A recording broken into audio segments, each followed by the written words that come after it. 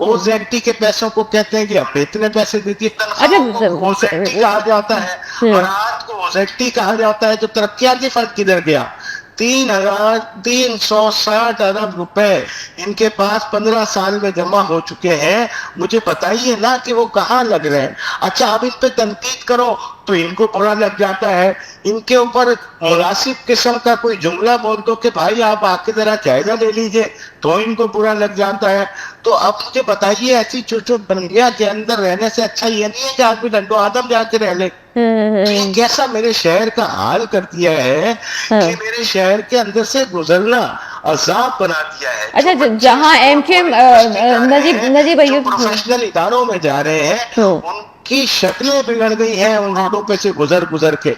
तो हमने तो कान पकड़ लिए उन इदारों के कि जिन इदारों ने इस कब्जा मेयर को यहाँ मुसल्लत किया है, और दूसरे उन दगाबाजों ने कि जिन्होंने एक इत्तेहाद से निकल के पीपल्स पार्टी के साथ बैठे हैं और कराची की मेयरशिप के ऊपर कब्जा जमाया है।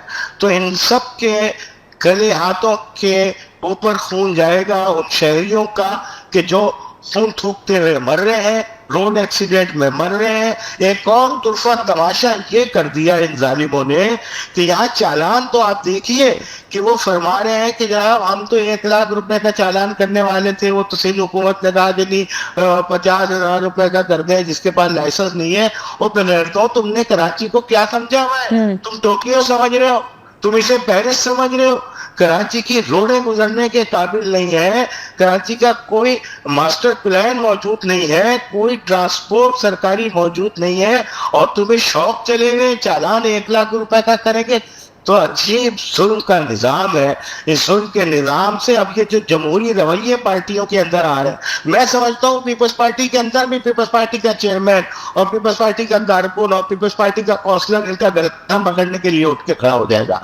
एमक्यूएम का हाल तो आपने देख लिया ना। अब मुझे तो वो दिन बहुत जल्दी नजर आ रहे हैं कि आप पीटीआई के लोग अपने लोगों से मुतालबा करेंगे कि तुमने किन चक्रों में हमें लगाया है, किन नॉन इश्यूज के ऊपर लड़ाइयां लड़ रहे हो। वो कह रही है कि मेरा पानी, और आप कह रहे हो कि हमारी सड़कें जो है वो टोक्यो और पेरिस की मंजर पेश कर रही है। तो भाई आप क्यों लोगों को बेवकूफ बनाते हैं? भाई लोग रोटी को चुचू और हपक नहीं कहते, और रोटी को रोटी कहते हैं। वो आपकी तमाम हरकतों को जानते हैं। तो खुदा के वास्ते कराची के साथ ये खिलवाड़ ना करें। सीधी शरामत से आप बता दीजिए कि 3,03,360 रुपए जो कराची के पैसे थे वो कहाँ चले गए, किसके पेड़ में चले गए, वो कराची के ऊपर क्यों नहीं लगे? आप शाहरा भुट्टो उठा के ले आते हैं, शाहरा भुट्टो जो है वो बह जाती है इसलिए कि उसकी इंजीनियरिंग गलत होती है। आज तक तो आप उस इंजीनियर को सामने नहीं लाए ना, इसलिए कि आप अगर इंजीनियर को सामने लाते हैं तो पीछे आपकी सारी पोल पट्टी खुल जाती है।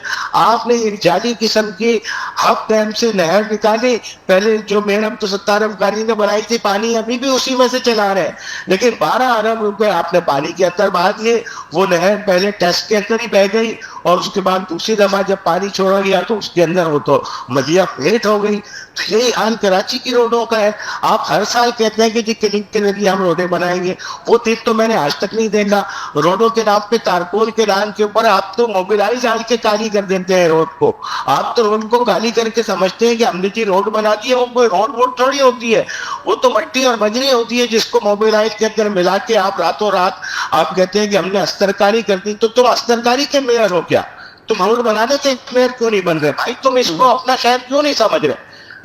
इनके पीछे वडेरे आके छुप गए हैं। कमीशन वडेरों को जाता है, कमीशन वजीर आला हाउस जाता है, कमीशन उससे आगे बिलावल हाउस जाता है, और सामने चेहरा जो है वो एक मासूम सा, एक अजीब मिसमिसा सा चेहरा बिठा दिया गया है। जो अदाकार ज्यादा लगते हैं, मेयर तो है ही नहीं वो।